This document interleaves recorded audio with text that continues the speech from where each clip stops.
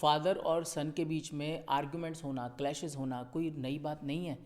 Father कहते रहते हैं कि बेटा जो है ना वो हमारी भावनाओं को या हमारे अनुभव को समझता नहीं है, उसको ऑनर नहीं करता है। और बच्चों की ये शिकायत रहती है कि पापा जो हैं वो रूढ़िवादी विचारों के हैं, वो रिजिड हैं, वो हमारे जो इमोशंस हैं उसको समझने के लिए तैयार नहीं है, हमारी जो जनरेशन है उसको समझने के लिए तैयार नहीं है। और इसी बात को जनरेशन गैप कहकर उस बॉन्डिंग को जो हो सकती थी या होनी चाहिए थी नेगलेक्ट कर दिया जाता है, इग्नोर कर दिया जाता है।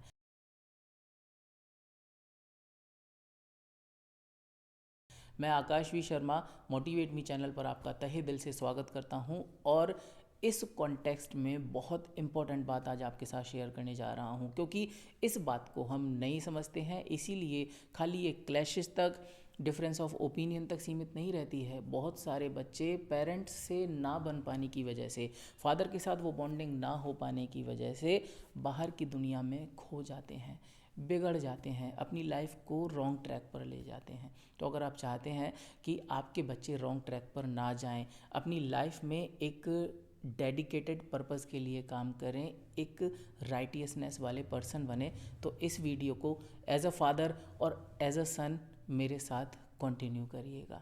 तो जो रिलेशनशिप है फादर और सन के बीच में, उसको मैं एक्सप्लेन करना चाहता हूँ डिफरेंट डिफरेंट एज में। जब बच्चा बड़ा हो रहा होता है तो लगभग 4-5 साल तक तो वो अपनी मदर के साथ ही ज़्यादा कनेक्ट होता है। मैं शुरुआत करूँगा 4-5 साल के बाद से। जब बच्चा 5 साल का हो जाता है, वहाँ से तकरीबन 15 साल तक की उम्र तक फादर को क्या होना चाहिए? फादर को होना चाहिए बच्चे का फ्रेंड।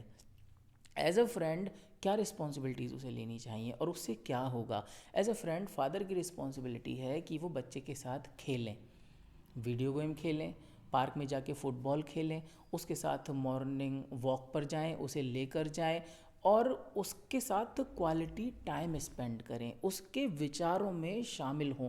जो वो सोच रहा है, जो उसकी इमेजिनेशन है ना, उसका हिस्सा बने, ना कि केवल पढ़ाई की बातें करते रहें। क्योंकि अगर आप उसका हिस्सा बनते हैं, उसके ट्रू फ्रेंड बनते हैं, तो क्या होगा कि वो मैक्सिमम टाइम आपके ही पास आना चाहेगा, छोटी छोटी बातों के लिए आपको ही अप्रोच करना चाहेगा, और जहाँ से एक बॉन्डिंग की जो फाउंडेशन है वो तैयार होती है।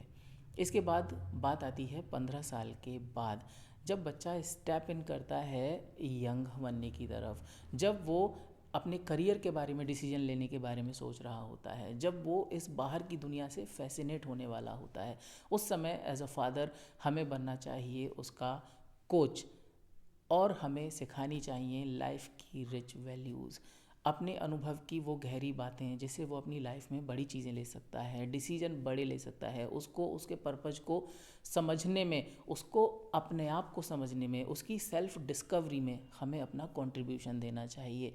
और सबसे इम्पॉर्टेंट बात, क्योंकि यही वो उम्र होती है जहाँ पर गलतियाँ जो हैं ना वो बहुत सारी बढ़ जाती हैं, उस समय पर रिजिड ना होकर, उस समय पर टफ ना होकर हमें उसको माफ़ करना चाहिए। गलतियों को माफ़ करके हमें लीडरशिप दिखानी चाहिए और उसे सही राह दिखानी चाहिए। जब उसको सही राह दिखाएंगे, उसकी गलतियों को माफ़ करेंगे, तो वो इस आउटसाइड वर्ल्ड की तरफ फैसिनेट ना होकर आपकी तरफ ही फैसिनेट होता रहेगा, और आपके साथ जो उसका रिलेशन है वो और गहरा होगा, और वो आपको एज अ गुरु देखना शुरू करेगा, और वो लाइफ में जो भी अचीव करेगा, सारी लाइफ केवल अपनी सक्सेस का क्रेडिट वो आपको ही देगा। अब थर्ड स्टेज आती है जो कि सबसे ज़्यादा इम्पोर्टेंट है, और मोस्ट इम्पॉर्टेंटली ये जो सन हैं, ये जो बेटे हैं, उनके लिए इसको सुनना बहुत ज़्यादा ज़रूरी है। लगभग 28 साल के बाद या फिर 30 साल के बाद हर फादर, एक सभी की लाइफ में एज के पॉइंट ऑफ व्यू से जब एजिंग शुरू हो जाती है, जब हम मिडिल एज क्रॉस कर लेते हैं, जब हम ओल्ड एज में एंटर करते हैं सारे फादर, तो कभी किसी को कोई इलनेस हो सकती है, किसी के नीज़ में पेन हो सकता है, और बहुत सारी चीज़ें हैं जिसकी वजह से वो चिड़चिड़ापन आ जाता है, इलनेस की वजह से वो रिजिडिटी आती है, और बहुत सारे पेरेंट्स जो है वो स्टबर्न हो जाते हैं। उस समय फादर को बनना चाहिए सन। अब फादर को सन बनना चाहिए, ये चीज़ सुनने में बड़ी अजीब लग रही होगी, तो इसीलिए एज अ सन आप इस बात को सुनिए। अगर आप उस कैटेगरी में आते हैं, you are fortunate enough to have your father around you, तो एज अ सन हमें फ्लैशबैक में जाकर उस समय को ध्यान करना चाहिए जो फादर ने हमारे साथ टाइम स्पेंड किया, कैसे वो हमें गोद में लेते थे, कैसे वो हमें कडलिंग करते थे, क्या क्या उन्होंने स्लॉगिंग हार्ड किया होल डे, कैसे कैसे उन्होंने मेहनत से वो पैसा कमाया, कैसे अपना हार्ड अर्नड मनी हमारे ऊपर स्पेंड किया, कैसे अपने सपनों को कुर्बान कर दिया हमको बड़ा करने के लिए। जब इन बातों को सोचोगे तो हो सकता है आपका जो हृदय है वो रिस्पेक्ट से, वो प्यार से फिर से भर जाए, और उस समय आपको अपने फादर के लिए, बेटों को अपने फादर के लिए फादर बनना होगा। और वो केयर जो फादर ने बचपन में आपको दी थी और कंसिस्टेंटली वो आपको दे रहे थे, उस केयर को आपको रिटर्न करना होगा अपने फादर को। और till the time he is in this world आपको उनको वही केयर, वही लव, वही रिस्पेक्ट, नाउ सारी चीज़ें as a friend, as a coach.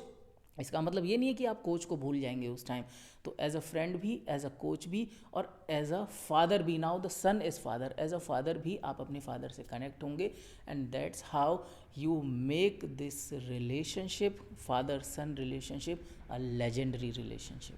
Thank you for watching this video. I deeply honor your passion for learning and your willingness to change. I believe you are one of those few who want to be the new you. On this channel, I make videos that can add value to your life and to the society. So please don't forget to subscribe and stay tuned for more such upcoming videos.